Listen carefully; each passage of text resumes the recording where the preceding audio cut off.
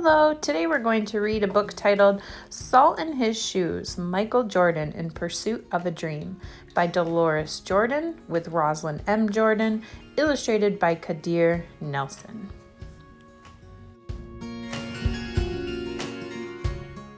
I chose this book today just to highlight an inspiring story about Michael Jordan, and also because this is a favorite among a couple students, including our Miss Chloe, so I hope you all enjoy.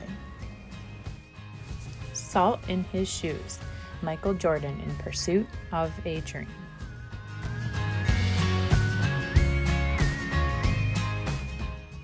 Michael loved to play basketball. Every Saturday he followed his older brothers, Larry and Ronnie, to the park, hoping that they would let him play. And if one of the guys who usually played with them didn't show, they always did. But there was one problem. His name was Mark, and he was the tallest boy on the court. "What's the matter, Mikey? Too short?" Mark flapped his arms in Michael's face. "Over here!" shouted Larry. But when Michael threw the ball, Mark's long arms came out of nowhere and knocked the ball away. It flew into the hands of a player on Mark's team. He made the basket, and the game was over. Just like that. "I'm really sorry, guys. If I were taller, that wouldn't have happened." All the way home, Michael apologized, even though no one was mad at him. His oldest brother, Ronnie, tried to cheer him up. "Look, little brother, you played good today. Don't worry. We'll win the next time." When they got home, Michael went into the kitchen where Mama was cooking dinner. He was still disappointed, and she could tell. "You guys lost again today, huh?" Michael nodded.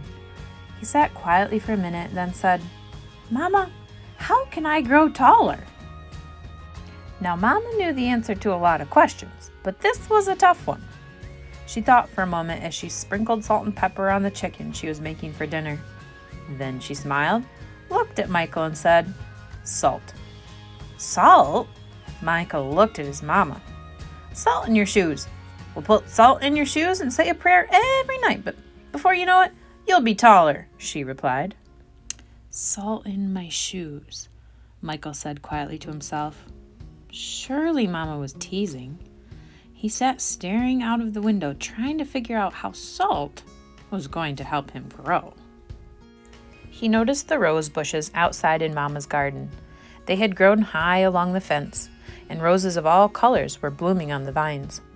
He thought to himself, "I remember when Mama first planted those bushes." Michael's face lit up. If Mama knows how to make those rose bushes grow taller, then maybe she's right. Maybe salt in my shoes really will help me grow. Growing more excited, Michael twirled around and started asking lots of questions. "Mama, how long will it take, and how tall do you think I'll get?" Smiling, Mama sat down next to him and explained, "In order for this to work, the most important things you have to do are be patient and listen to what I tell you, and say your prayers every night." Listening carefully, Michael shook his head. "Okay, Mama, I'll be patient. But what does saying my prayers have to do with it?" "Everything," Mama replied, and she hugged him. "Now go wash up and tell your brothers and sisters to get ready for dinner." Michael dashed out of the kitchen, almost knocking over his father, who was walking in. "What's he up to now?" asked Daddy. "Oh, the usual," laughed Mama, chasing a dream. Later during dinner, Mama noticed that Michael was barely eating anything. He was already daydreaming about being taller. "Michael, first things first. You won't grow if you don't eat, especially your vegetables," Mama said. "But I'm not really hungry," he said. Raising her eyebrows, Mama gave him a stern look. Slowly, Michael picked up his fork and began to eat. Minutes later, his plate was clean, and he was asking for more. That evening at bedtime, Michael set his favorite game shoes on the floor next to the growth chart hanging on the wall. Then he put on his pajamas and said his prayers and jumped into bed. When Mama came in, Michael was fast asleep. By the look on his face, she could tell he was already playing basketball in his dreams. Standing by his bed, Mama sprinkled salt in his shoes. Then she prayed quietly over him as she did all her children. "Dear God, please help Michael to be the best he can be and to give his best in all that he does. And Lord, could you please make him just a little bit taller tomorrow than he is today? Thank you. Amen. After that night, Michael wore his favorite game shoes everywhere he went, even to church. And he stopped going to the park with his brothers on Saturdays.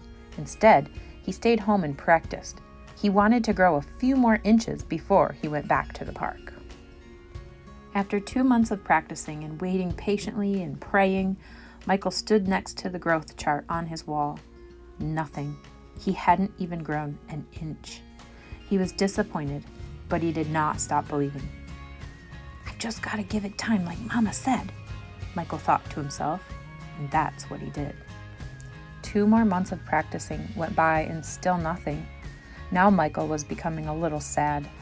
Not only had he not grown 1 inch, but he also missed playing basketball with Larry and Ronnie. About the only thing he didn't miss was being picked on by Mark. When the next Saturday came, his brothers tried to get Michael to go with them to the park, but he wouldn't budge. Mama had begun to worry. When she saw Michael sitting alone on the steps, she said to Daddy, "Maybe you should go out and talk to him." So Daddy went out and sat with Michael.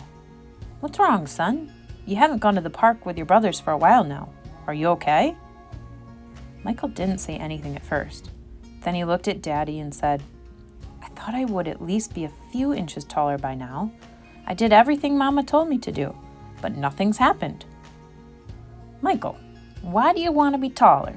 Daddy asked. "If I were taller, I'd be a great player, and I could help our team win," Michael answered.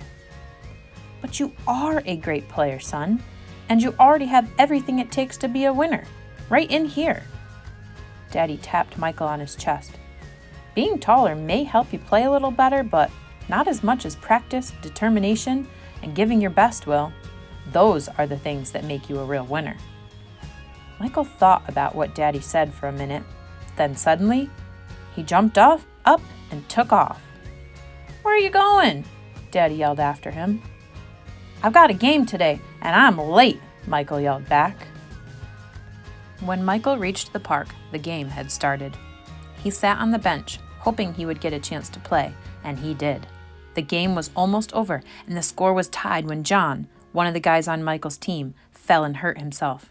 Here was Michael's chance. Michael joined his team in the huddle as they gathered on the sideline for a timeout. "Okay, game is tied. All we need is 1 point. Who wants to take the shot?" Ronnie asked. He looked in Michael's direction.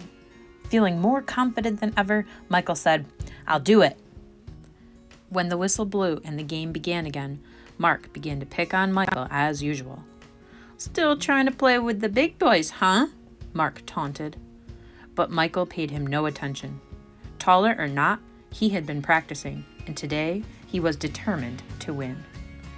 Larry threw the ball inbounds to Michael. Michael caught it, bounced it for a moment, and then took off running. As he approached Mark, Michael shifted to the right. Mark followed, but while he was still shifting, Michael spun to his left. He stepped behind Mark and shot. The ball arced far above his opponent's hands and fell silently through the hoop. 2 points. The game was over. Michael's team had won. It was just as Michael had dreamed. When he realized what he had done, Michael took off running and didn't stop until he had reached home. Bursting through the door, he shouted, "I did it, Daddy! I did it! I shot right over the tall guy's head and we won the game!" Running in behind him, Ronnie and Larry joined the celebration. "That's right, little brother, you did it! You won the game for us!" Michael remembered the look that Ronnie gave him during the last timeout of the game and said, "No, we won the game, but I was the star." They all laughed. After that day, Mama stopped putting salt in Michael's shoes, but Michael did not stop being patient and working hard and praying.